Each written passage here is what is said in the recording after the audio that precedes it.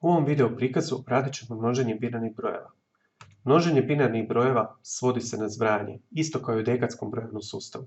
Zato ćemo ponoviti množenje brojeva u dekadskom brojevnom sustavu. Pomnožit ćemo dva broja, 289 i 233. 289 zove se množenik, a 233 množitelj. Množenik se množi sa svakom znamenkom množitelja. 2 puta 9 je 18, 1 pamtimo. 2 puta 8 je 16 i onih 1 17.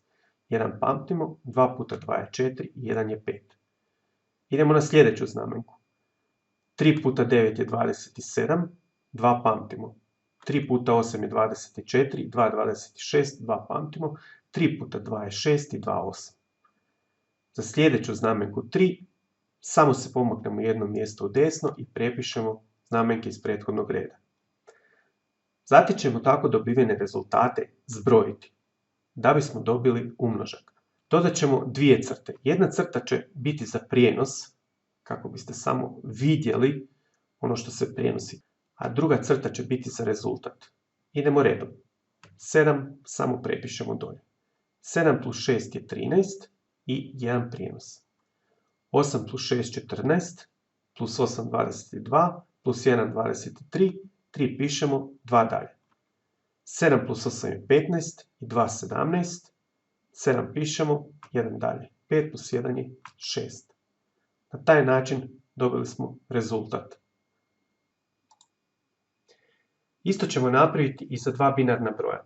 Pomnožit ćemo broj 10111 01 sa 111. Svaku znamenku množenika množimo sa znamenkom množitelja. Pošto imamo samo jedinice, zapravo ne moramo ništa množiti, nego jednostavno rezultat prepisujemo. Prvi red čak ni ne moramo prepisati, možemo iskoristiti to što je već napisano. Pomaknemo se mjesto u desno i množimo sa sljedećom jedinicom, točnije prepisujemo opet gornji binarni broj. Zatim se pomaknemo još jedno mjesto u desno i prepišemo množenik još jednom. Na taj način dobili smo sva tri rezultata. Zatim ćemo to zbrojiti. Kao i za množenje dekadskih brojeva, opet ćemo povući dvije crte. Jedna crta bit će za prijenos, a druga za rezultat množenja ili umnožak. 1 samo prepišemo dolje. 1 plus 0 je 1. 1 plus 0 je 1, plus 1 je 0 i 1 prijenos. 0 plus 1 je 1, plus 1 je 0, tu već imamo 1 prijenos, i plus 1 je 1, 1 pišemo dolje. 1 plus 1 je 0, već imamo 1 prijenos.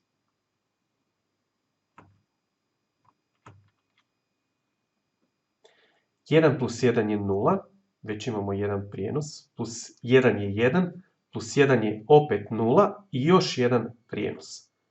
Dakle, svaki put kad u zbroju imamo 0, pišemo 1 prijenos.